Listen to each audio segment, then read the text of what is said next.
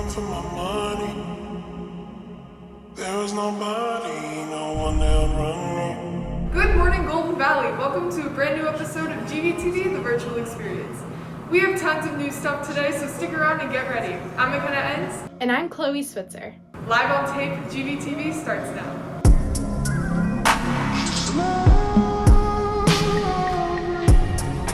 I wanna be with you. I wanna be with you. I wanna be with you. I wanna be with you. I wanna be with you. Just love me.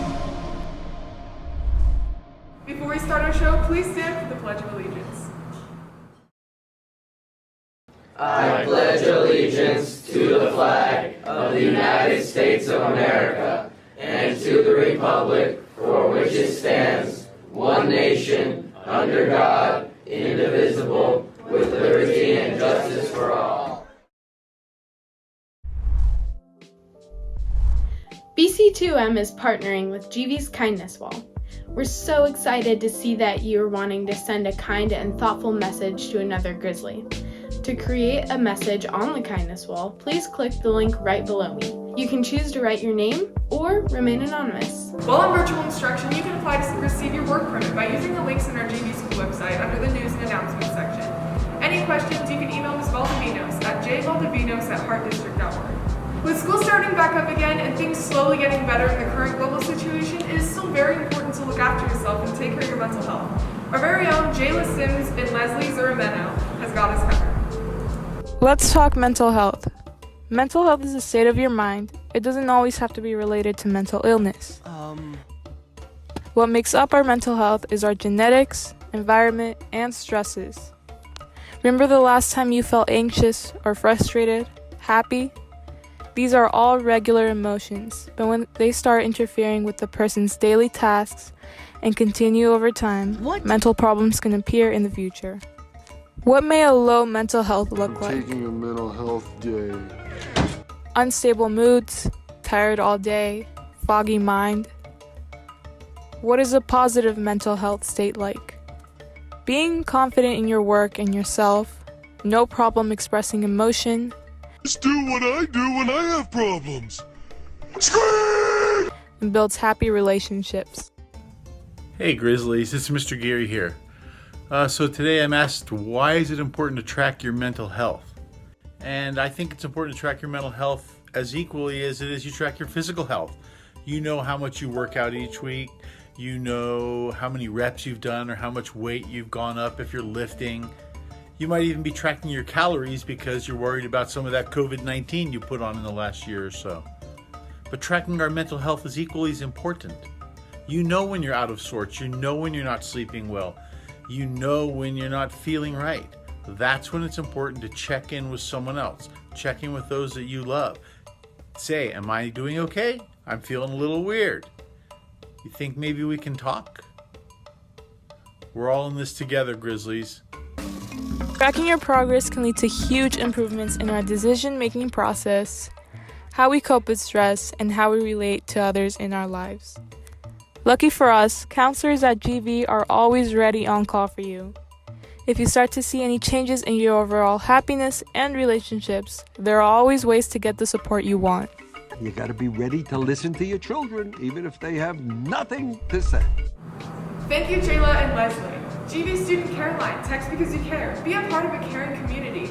Worried or concerned about someone? Send a confidential text to 661-375-7297. Sports are coming back in session. This is exciting news. Let's take it over to Taylor and Chloe's report. The COVID-19 pandemic caused all sports events to be canceled over a year ago. So to answer how sports are coming back and adapting to COVID-19 guidelines, we here at GVTV are taking a deep dive into what this sports season will look like. Hey Grizzlies, Andrew O here, captain of the boys varsity tennis team. Our practices are going well. Of course, we have to social distance. One thing we're doing is making sure we are never touching the same tennis balls with each other, and we're always only playing singles. But we are still going to have a season, probably going to start April, March, about then. But we're still going to have a season, which is pretty awesome. So basketball this year has been a lot different. We've been all online. There was a short period of time where We were allowed to go back to school and practice outdoors, obviously with masks and social distance, but everyone was divided in groups in regards to our upcoming season. Obviously, basketball will be the last sport to go back because it's a contact sport and it's indoors. But when season does return, there will most likely be new regulations to prevent any further spread. Hi, I'm Zachary Sears, a junior on the Golden Valley swim team, and I'm going to talk about swim. So the season's been really different for us. We have a lot of restrictions and precautions to take with COVID. We have to stay 6 feet apart on deck. We can only have one swimmer per lane. And since we only have 10 lanes, we can't have a lot of people at practice. We are lucky enough that we're going to get to have a season. We're going to get to have some one-on-one meets with schools, so we don't get to have any of the larger meets. I still think it's really nice that we're getting the opportunity to do this. Our GVTV crew wishes all of our athletes good luck this season. Reporting for GVTV, I'm Chloe Switzer, and let's take it back to our anchors. We hope you enjoyed that segment. On to club news. Circle of Friends Virtual Circles meets on Mondays, Tuesdays, Thursdays, and Fridays at lunch. Check the COF Google Classroom for updates. If you are interested in joining these virtual circles, please fill out the interest survey on the following link and the COF advisor will contact you. Sign-ups are on the link below. Senior event dates. All dates/events are subject to state, local, and district COVID guidelines. May 3rd, Senior Sunrise. May 4th, Senior Picnic. May 5th, Senior Gratitude Letters / Cap and Gown Distribution and Banner Signing. May 6th, Senior Sunset and Movie Drive-In Night. May 7th, Outdoor Prom and Festival. May 18th, Senior Awards. And June 1st, Graduation. The City of Santa Clarita is in partnership with the Santa Clarita Sister City program, inviting local students to submit artwork, poetry, essays, and creative writing, photographs, or music for 2021 Sister Cities International Young Artists and Authors Showcase. To qualify, students must be between 13 to 18 years old by May 1st. Interested teens may submit one entry per category along with a completed entry form at the link right below. Along with submission, online submissions are due Thursday, April 15th. The virtual awards ceremony and exhibit will take place Monday, April 26th.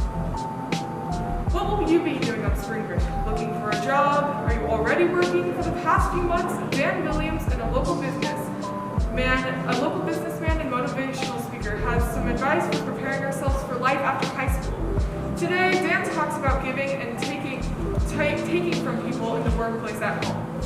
If you would like to sign up for one of these workshops, go to the GV website, click on Career Tech Ed, using the Connecting to Success form. That's all I have for you, but Connecting to Success starts right now. Don't go anywhere. Hi everybody. Video number 1 under Working Effectively with Others, and it's entitled Give 60, Take 40. And the idea is in every encounter that I have where I'm responsible to deliver something of value to someone else, I always want to give 60 and take 40. Now, what does that mean exactly? Well, when I'm giving 60 and I'm taking 40, I'm leaving a surplus. I'm adding to something that was not quite the way it was before I started. So let me give you a couple of examples. On the various teams that you're a part of, let's say you're an athlete, if I'm giving 60 and taking 40, I'm certainly putting in extra time, getting ready, putting in some extra practice time, looking at maybe some extra film, asking my coach some extra questions, getting in some extra reps because I want to make a contribution. The same thing in a classroom. If I'm giving 60 and taking 40, I'm putting in a little bit extra time to prepare for a quiz that's coming up because I feel like I know it, but I want to make sure that I know that I know that I know it. In my family, I want to be someone who, whenever I'm asked to do something, I get it done quick and it always looks good. Somebody who gives 60 and takes 40 is someone that people always enjoy having around because they add so much value. And that's something that I would say is probably the number one key to your future in life as a performer, as an employee down the road, is adding strategic value to others. And one great way to do that is by having that mindset of, in everything I do, let me make sure that I give 60 and I take 40. Way back in the day, old school, NBA basketball, Julius Erving, Dr. J, was a top basketball player. Go back and check him out in the 80s. But he was called Dr. J because of the way that he operated on the basketball court. And he was once interviewed and asked what he kind of held himself to in terms of how did you learn to become this skilled? And he said, I've always in my life required more of myself than anyone else has ever dreamed up. An example of giving 60 and taking 40. So going forward, what I want to offer you is the opportunity to always give more than you're asked for. In the classroom, with friends, in life, if you always look to leave a little bit of a surplus, staying a few minutes late, making sure everything's okay, anything I can do, shooting an extra 20 free throws, working on your song an extra 15, 20 minutes, you get in a habit of doing that, and I want to promise you, there will always be opportunity for you, and you will grow well beyond what you ever thought was possible. Thank you.